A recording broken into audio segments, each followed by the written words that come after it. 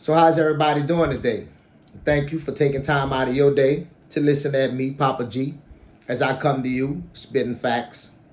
Um, Today we'll be once again on our community conversation about exposing the bully. All right, and today the topic is, of course, what child support don't want. All right, and this one will be a father's tale. Child support don't want you to have father's tales. These stories that I'm going to share when I do father's tales, in order for me to have these stories, I had to be in the house with my children, okay, raise them, all right, and be part of their everyday life. So I'm going to start out first by reading this scripture because I don't believe in mistakes. And I have my word in here, and I just decided I was going to just randomly open it and have my book set. And while I was sitting here deciding what I was going to say and how I was going to bring it to you, I decided, let me see what I opened my word to. And I happened to open my word to Jeremiah 20. And down here at the bottom, I have derision, Derision. And that's people laughing at you, okay? But what I want to read to start the program is this. For I heard the defaming for many years. Excuse me, let me start that over. For I heard the defaming of many, fear on every side. Report, say they, and we will report it. All my familiars watched for my halting, saying, peradventure, we will be enticed, and we shall prevail against him, and we shall take our revenge on him. But the Lord is with me as a mighty terrible one. Therefore, my persecutors shall stumble, and they shall not prevail. They shall be greatly ashamed, for they shall not prosper. Their everlasting confusion shall never be forgotten. But, O Lord of hosts, that tries the righteous and seest the reins and the heart, let me see thy vengeance on them.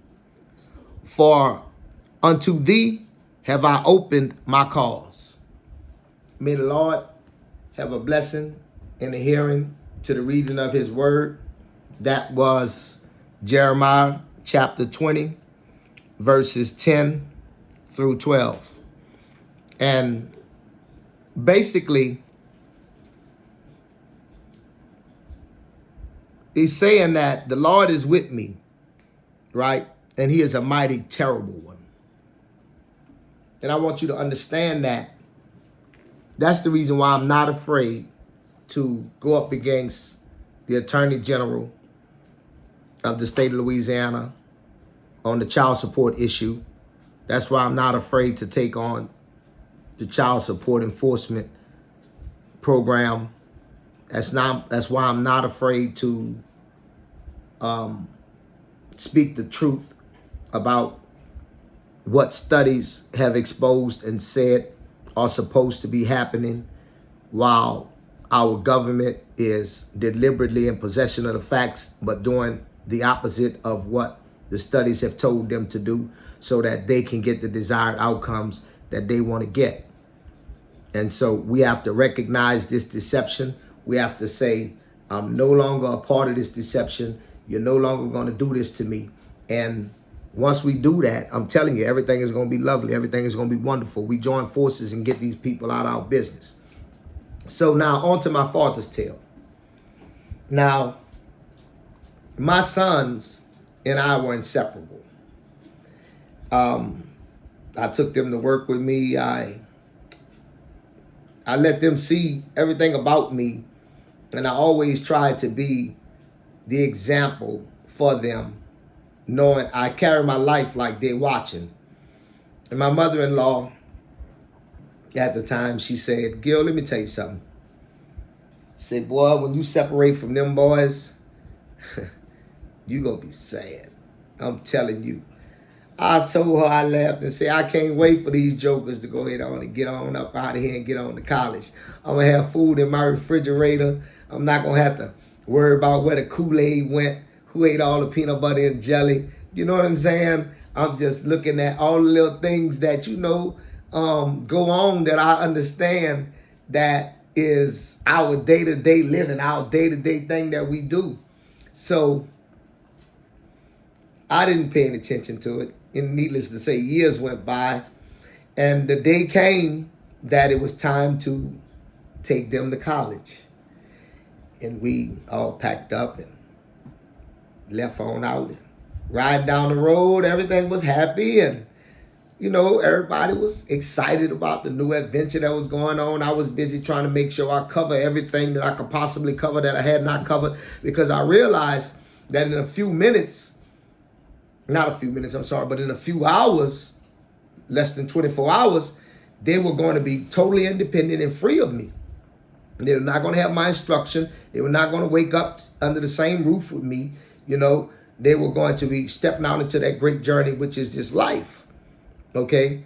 And I was very excited and happy for them. And I was happy for myself because all we ever talked about was getting to this moment. We had worked so hard to get into this moment. We graduated high school, the car all packed up. We going to college. We've been accepted in college. Hey, we rolling. So we get there. I'm filming everything. The entrance where they giving them their ID number and everything. To where people getting aggravated with me. They're like, Daddy, go outside, man. And we started to unpack the vehicle. We found a dorm. We started to unpack the vehicle. And as we started to unpack the vehicle, I started to realize that this the address. It started to sink in. They're not under my roof no more. It started to set in. Started to get full in my chest, could hardly breathe. Stopped talking. I even stopped issuing instruction. This was the greatest moment of my life, the happiest time of my life, and the most painful time. All my hard work and sacrifice and the bond and all the things that we had done together, it was now time to cold turkey, let them fly. I cried after we left them. I was looking out the driver's side window because I didn't want my wife to see the tears coming down my face. But she could still see my shoulders shaking as I took in breaths or whatever. And we really didn't have no more connection. Our marriage was dead, but this was a moment that we had worked for, and we were really sharing this moment together. And I looked over at her as I was turning the corner, going to the rooms that the college had set up for us for the night. Wow. I still see that dorm room. I was so hurt. I was so happy and I was so hurt. I was walking around that college campus that night with my daughter because I couldn't sleep. And I couldn't stop crying. I cried for a week. Not just continually, but I would leave out of my room and I would go to their side of the house and I would walk down to their wing. And when I got down there to their rooms, it was empty because they was gone. And I was used to having my team. I was used to having my crew. And I'm full now telling you this story. And then, these boys have graduated college. Look, you understand me? They done graduated college, but oh, Lord, it's still fresh today.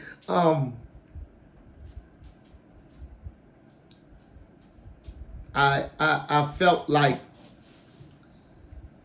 a great part of me had been taken away. And I didn't know what to do with that empty space. There was nothing to do with that space. Child support never, ever wants you as a black man to feel that. They never, ever, the Attorney General, the state of Louisiana, the federal government, they never want you to experience that. Because if you experience that, my two sons have graduated college. What that mean? I mean, they're not part of the felon workforce. You know, their ultimate goal is to make you a felon. That's why they put college algebra in subjects where in the profession, the person will never use the college algebra, but they know college algebra have a high washout rate. My degree is on the wall, so I passed college algebra. Okay? For all you lowbrow people out there,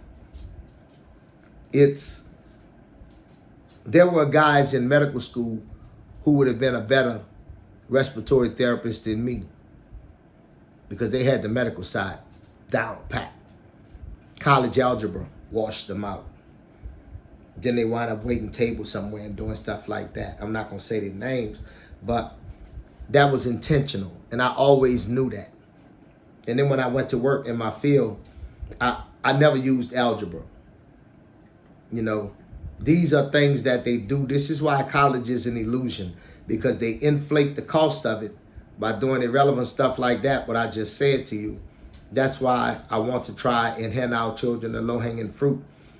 But understand that these people are not dumb. They're just the opposite. They're very, very smart. And they are a couple steps ahead of us. But if you paid attention to that passage that I read, okay, that passage, that wasn't no joke, you understand? Because he said that the Lord is with him and is a mighty terrible one.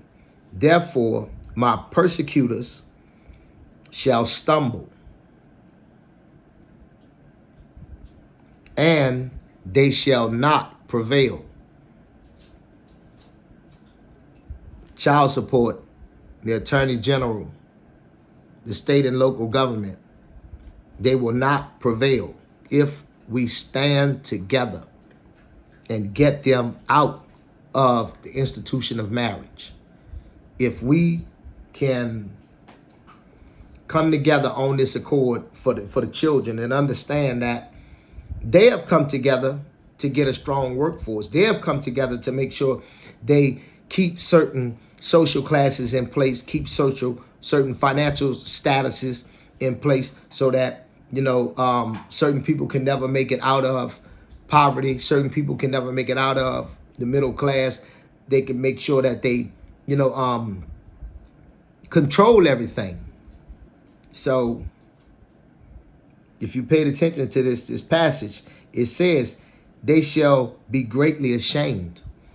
They will be greatly ashamed when we can get them in a public forum where, you remember when the cigarette companies was in front of Congress and they were standing there putting their hand up saying that they didn't think cigarettes cause cancer, and already now the whole country knew it was a lie. The whole country knew it was a lie. So now they was the only one sticking to the script. That's how we gonna have the Attorney General and the Child Support Enforcement Program and the state and the federal government. We're gonna have them in this situation where they shall be greatly ashamed, because none of the facts, when we put the facts on the table in a professional setting, will support what they are doing. It's going to be said that you were warned not to do this before you did it, but you still did it anyway. That's going to be the kicker, and you're going to find these things out because people are not special. For they shall not prosper. Their everlasting confusion shall never be forgotten. So what that's saying is, in translation to what I'm talking about here, all right, is the fight that we're going to have to go through to get marriage back into the holy house of the Lord, to get traditional marriage, to be put back into church and get the court and the justice system out of traditional marriage. You understand? This is what's going to happen. All right? And we're going to remember long after. See, I'm going to be dead. I'm going to be dead before this fight is won. All right? And I plan on dying around 88, 89 years old. Lord bless and say the same. 90 years old, you know, Lord bless me and let me see 100. Thank you so much, Lord, if you do, you know.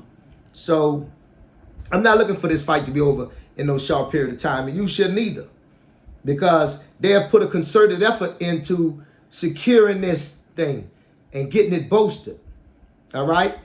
And then they pretty good at showing that, okay, now you know the truth. Guess what? We don't care. We still going to do wrong by you. Now fight us. And that's the journey that we're going to have to go through. Because once the medical and all the learned people disagree with the child support system and disagree with the attorney general and disagree with the local and federal government, then they're going to turn to, okay, since we can't con you, then now we're just going to bully you and tell you, well, this the way we doing it because this the way it's been, and it takes time, and we're not going to change it just because you spoke and said so. All right? Because it's proven.